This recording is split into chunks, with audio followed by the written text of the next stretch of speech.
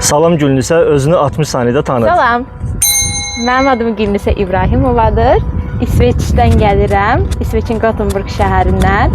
Hal-hazırda Oğurdan Malmö Universitetdə təhsil alıram. Diaspora Gənclərinin 7-ci yay düşərgəsi sizin üçün hansı anlarla yadda qalır?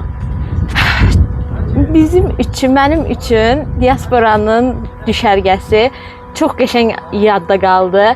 Həm tədbirlərimiz, həm tədbirlərdən sonra keçirdiyimiz vaxt, həm təzə öyrəndiyimiz biliklər. Hansı bilikləri öyrənmisiniz?